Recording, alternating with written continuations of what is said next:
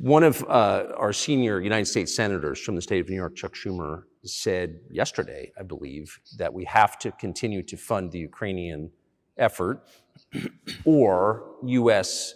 soldiers, citizens could wind up fighting there. How do you assess that?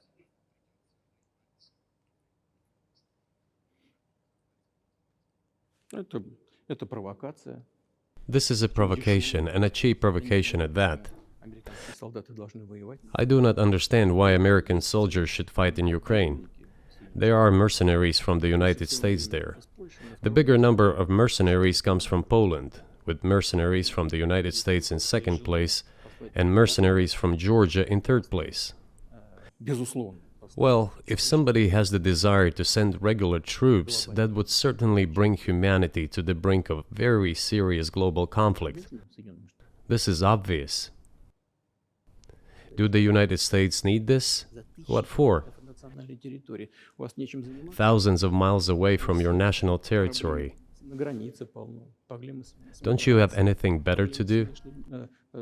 You have issues on the border, issues with migration, issues with the national debt, more than $33 trillion. You have nothing better to do, so you should fight in Ukraine? Wouldn't it be better to negotiate with Russia? Make an agreement, already understanding the situation that is developing today, realizing that Russia will fight for its interests to the end? And realizing this, actually return to common sense, start respecting our country and its interests, and look for certain solutions. It seems to me that this is much smarter and more rational. Who blew up Nord Stream? You for sure. I was busy that day. Nate, do you have I did not blow up Nord Stream. Thank you, though. You personally may have an alibi, but the CIA has no such alibi. Do you have evidence that NATO or the CIA did it?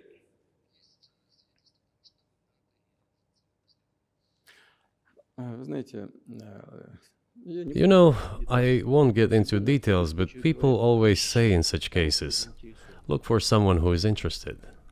But in this case, we should not only look for someone who is interested, but also for someone who has capabilities. Because there may be many people interested, but not all of them are capable of sinking to the bottom of the Baltic Sea and carrying out this explosion.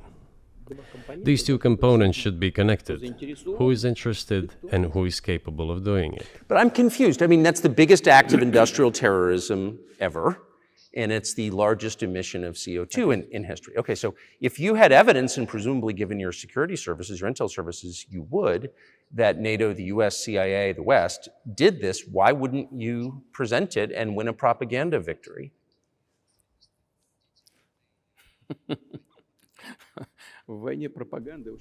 In the war of propaganda, it is very difficult to defeat the United States, because the United States controls all the world's media and many European media. The ultimate beneficiary of the biggest European media are American financial institutions. Don't you know that? So it is possible to get involved in this work, but it is cost prohibitive, so to speak. We can simply shine the spotlight on our sources of information, and we will not achieve results. It is clear to the whole world what happened, and even American analysts talk about it directly. It's true. Yes, but here's a question you may be able to answer. You worked in Germany, famously. The Germans clearly know that their NATO partner did this, and it damaged their economy greatly. It may never recover. Why are they being silent about it? That's very confusing to me. Why wouldn't the Germans say something about it? This also confuses me. But today's German leadership is guided by the interests of the collective West rather than its national interests. Otherwise, it is difficult to explain the logic of their action or inaction.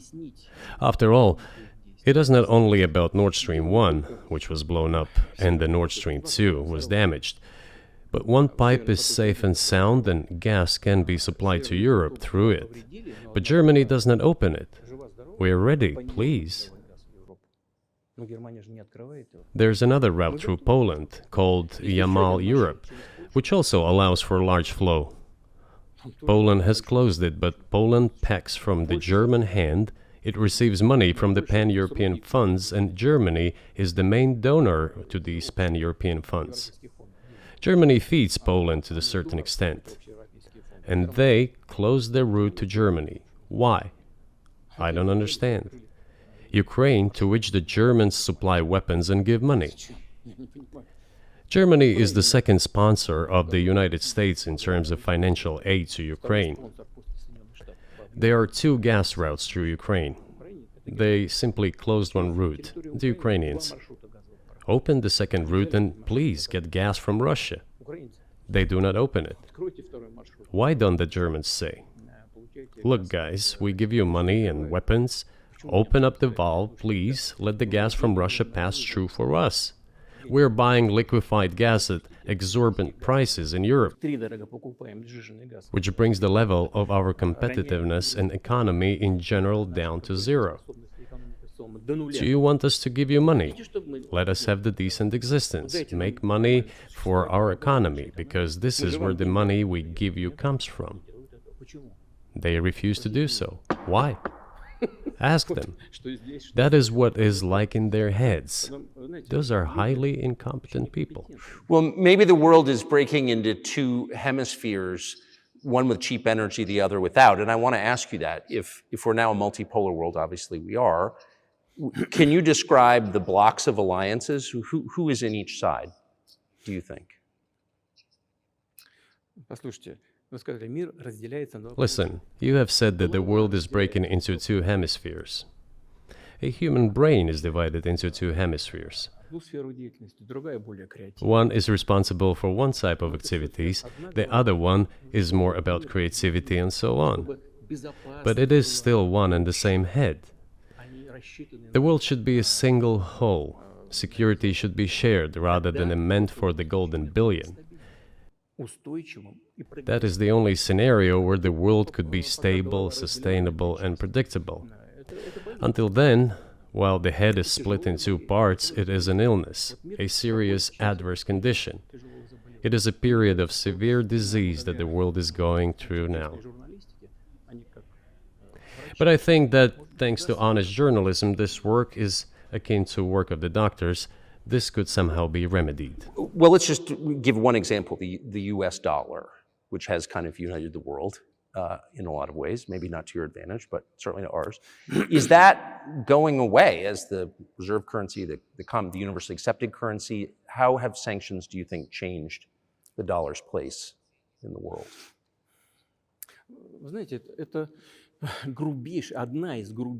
You know, to use the dollar as a tool of foreign policy struggle is one of the biggest strategic mistakes made by the US political leadership.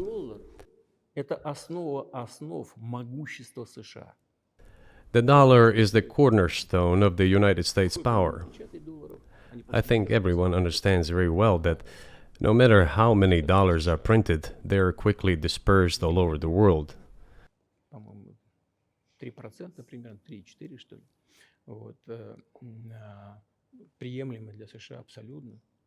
Inflation in the United States is minimal. It's about 3 or 3.4%, which is, I think, totally acceptable for the US. But they won't stop printing. What does the debt of $33 trillion tell us about? It is about the emission.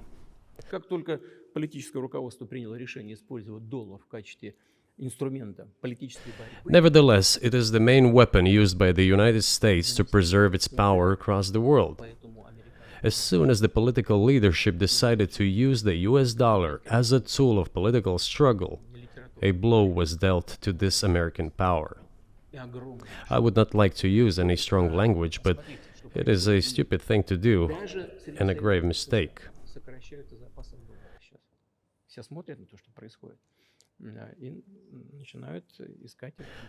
Look at what is going on in the world. Even the United States allies are now downsizing their dollar reserves. Seeing this, everyone starts looking for ways to protect themselves. But the fact that the United States applies restrictive measures to certain countries, such as placing restrictions on transactions, freezing assets, etc., causes grave concern and sends a signal to the whole world. What did we have here? Until 2022, about 80% of Russian foreign trade transactions were made in US dollars and euros.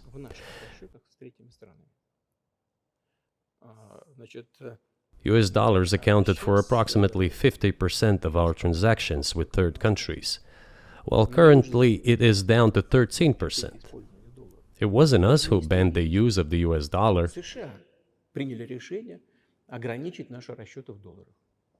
We had no such intention.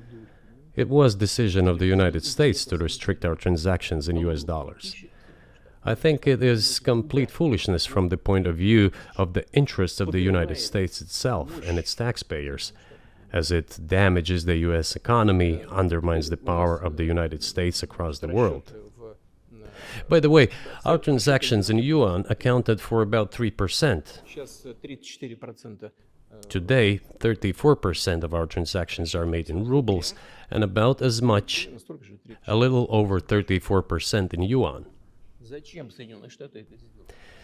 Why did the United States do this? My only guess is self-conceit. They probably thought it would lead to full collapse, but nothing collapsed. Moreover, other countries, including oil producers, are thinking of and already accepting payments for oil in yuan. Do you even realize what is going on or not? Does anyone in the United States realize this? What are you doing? You are cutting yourself off. All experts say this. Ask any intelligent and thinking person in the United States what the dollar means for the US. But You're killing it with your own hands. I think that's I think that's a fair assessment. The question is what comes next, and maybe you trade one colonial power for another, much less sentimental and forgiving colonial power. I mean, is the BRICS, for example, in danger of being completely dominated by the Chinese economy in a way that's not good for their sovereignty? Do you worry about that? Well, we have heard those boogeyman stories before. It is a boogeyman story. We're neighbors with China. You cannot choose neighbors just as you cannot choose close relatives. We share a border of 1,000 kilometers with them. This is number one. Second, we have a centuries-long history of coexistence. We're used to it. Third, China's foreign policy philosophy is not aggressive. Its idea is to always look for compromise, and we can see that. The next point is as follows. We are always told the same boogeyman story, and here it goes again, through an euphemistic form, but it is still the same boogeyman story. The cooperation with China keeps increasing. The pace at which China's cooperation with Europe is growing is higher and greater than that of the growth of Chinese-Russian cooperation. Ask Europeans, aren't they afraid? They might be, I don't know. But they are still trying to access China's market at all costs, especially now that they are facing economic problems. Chinese businesses are also exploring the European market. Do Chinese businesses have small presence in the United States? Yes, the political decisions are such that they are trying to limit their cooperation with China. It is to your own detriment, Mr. Tucker, that you are limiting cooperation with China. You are hurting yourself. It is a delicate matter, and there are no silver bullet solutions, just as it is with the dollar. So, before introducing any illegitimate sanctions, illegitimate in terms of the Charter of the United Nations, one should think very carefully. For decision makers, this appears to be a problem. So you said a moment ago that the world would be a lot better if it weren't broken into competing alliances, if there was cooperation globally. One of the reasons you don't have that is because the current American administration is dead set against you, do you think if there were a new administration after Joe Biden that you would be able to reestablish communication with the US government? Or does it not matter who the president is? Сейчас скажу, но чтобы закончить предыдущий вопрос. I will tell you, but let me finish the previous thought. We, together with my colleague and friend, President Xi Jinping, set a goal to reach $200 billion of mutual trade with China this year. We have exceeded this level. According to our figures, our bilateral trade with China totals already $230 billion, and the Chinese statistics says it is $240 billion. One more important thing. Our trade is well balanced, mutually complementary in high-tech, energy, scientific research and development. It is very balanced. As for BRICS, where Russia took over the presidency this year, the BRICS countries are, by and large, developing very rapidly. Look, if memory serves me right, back in 1992, the share of the G7 countries in the world economy amounted to 47%, whereas in 2022 it was down to, I think, a little over 30%. The BRICS countries accounted for only 16% in 1992, but now their share is greater than that of the G7. It has nothing to do with the events in Ukraine. This is due to the trends of global development and world economy, as I mentioned just now. And this is inevitable. This will keep happening. It is like the rise of the sun. You cannot prevent the sun from rising. You have to adapt to it. How do the United States adapt? With the help of force, sanctions, pressure, bombings, and use of armed forces. This is about self-conceit. Your political establishment does not understand that the world is changing under objective circumstances. And in order to preserve your level, even if someone aspires, pardon me, to the level of dominance, you have to make the right decisions in a competent and timely manner. Such brutal actions, including with regard to Russia and, say, other countries, are counterproductive. This is an obvious fact. It has already become evident. You just asked me if another leader comes and changes something. It is not about the leader. It is not about the personality of a particular person. I had a very good relationship with, say, Bush. I know that in the United States, he was portrayed as some kind of a country boy who does not understand much. I assure you that this is not the case. I think he made a lot of mistakes with regard to Russia, too. I told you about 2008 and the decision in Bucharest to open the NATO's doors for Ukraine and so on. That happened during his presidency. He actually exercised pressure on the Europeans. But in general, on a personal human level, I had a very good relationship with him. He was no worse than any other American or Russian or European politician. I assure you, he understood what he was doing as well as others. I had such personal relationship with Trump as well. It is not about the personality of the leader, it is about the elite's mindset. If the idea of domination at any cost, based also on forceful actions, dominates the American society, nothing will change. It will only get worse.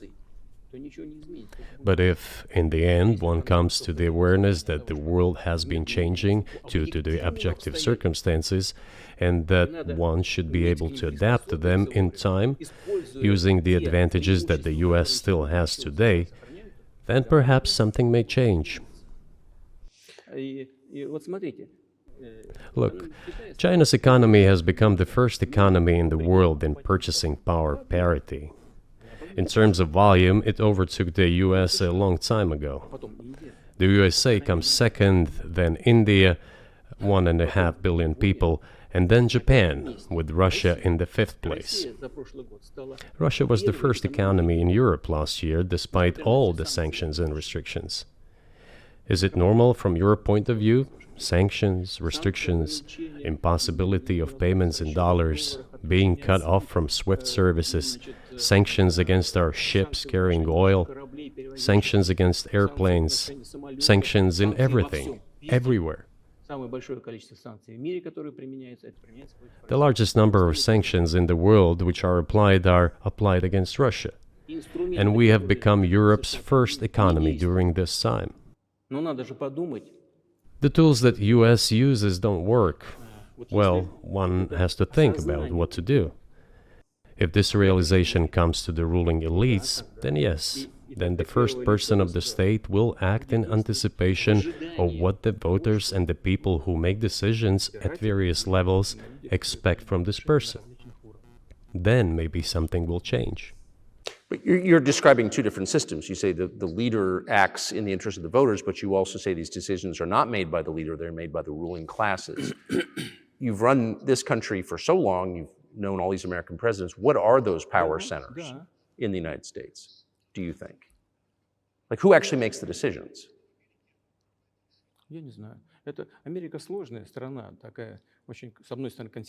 I don't know. America is a complex country, conservative on one hand, rapidly changing on the other. It's not easy for us to sort it all out. Who makes decisions in the elections? Is it possible to understand this when each state has its own legislation? Each state regulates itself? Someone can be excluded from elections at the state level. It is a two-stage electoral system. It is very difficult for us to understand it. Certainly, there are two parties that are dominant, the Republicans and the Democrats, and within this party system, the centers that make decisions, that prepare decisions. Then, look, why, in my opinion, after the collapse of the Soviet Union, such an erroneous, crude, completely unjustified policy of pressure was pursued against Russia? After all, this is a policy of pressure. NATO expansion, support for the separatists in Caucasus, creation of a missile defense system. These are all elements of pressure. Pressure, pressure, pressure. Then, dragging Ukraine into NATO is all about pressure, pressure, pressure. Why? I think, among other things, because excessive production capacities were created. During the confrontation with the Soviet Union, there were many centers created and specialists on the Soviet Union who could not do anything else. They convinced the political leadership that it is necessary to continue chiseling Russia, to try to break it up, to create on this territory several quasi-state entities, and to subdue them in a divided form, to use their combined potential for the future struggle with China. This is a mistake, including the excessive potential of those who worked for the confrontation with the Soviet Union. It is necessary to get rid of this. There should be new, fresh forces, people who look into the future and understand what is happening in the world. Look at how Indonesia is developing. 600 million people. Where can we get away from that? Nowhere. We just have to assume that Indonesia will enter, it is already in, the club of the world's leading economies, no matter who likes it or dislikes it. Yes, we understand and are aware that in the United States, despite all the economic problems, the situation is still normal, with the economy growing decently. The GDP is growing by 2.5%, if I'm not mistaken. But if we want to ensure the future, then we need to change our approach to what is changing. As I already said, the world would nevertheless change, regardless of how the developments in Ukraine end. The world is changing. In the United States themselves, experts are writing that the United States are nonetheless gradually changing their position in the world. It is your experts who write that. I just read them. The only question is how this would happen, painfully and quickly, or gently and gradually. And this is written by people who are not anti-American. They simply follow global development trends. That's it. And in order to assess them and change policies, we need people who think, look forward, can analyze and recommend certain decisions at the level of political leaders. I just have to ask, you've said clearly that NATO expansion eastward is a violation of the promise you all were made in 1990. It's a threat to your country. Right before you sent troops into Ukraine, the Vice President of the United States went to the Munich Security Conference and encouraged the President of Ukraine to join NATO. Do you think that was an effort to provoke you into military action? Мы просто, я еще раз повторяю, мы многократно предлагали... I repeat once again, we have repeatedly proposed to seek a solution to the problems that arose in Ukraine after 2014 coup d'etat through peaceful means. But no one listened to us.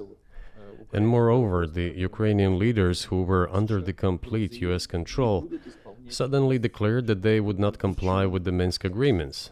They disliked everything there and continued military activity in that territory. Шло освоение этой территории натовскими военными структурами. Под видом различных центров. And in parallel, that territory was being exploited by NATO military structures under the guise of various personnel training and retraining centers. They essentially began to create bases there. That's all. Ukraine announced that the Russians were a non-titular nationality, while passing the laws that limit the rights of non-titular nationalities in Ukraine. Ukraine, having received all these southeastern territories as a gift from the Russian people, suddenly announced that the Russians were a non-titular nationality in that territory. Is that normal? All this put together led to the decision to end the war that neo-Nazis started in Ukraine in 2014. Do you think Zelensky has the freedom to negotiate a settlement to this conflict?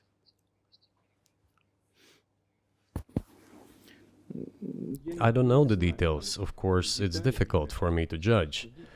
But I believe he has, in any case, he used to have. His father fought against the fascists, Nazis, during World War II. I once talked to him about this. I said, Volodya, what are you doing? Why are you supporting neo-Nazis in Ukraine today, while your father fought against fascism? He was a front-line soldier. I will not tell you what he answered. This is a separate topic, and I think it's incorrect for me to do so. But as to the freedom of choice, why not?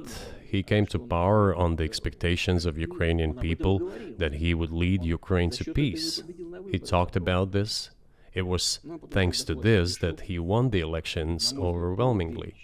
But then, when he came to power, in my opinion, he realized two things.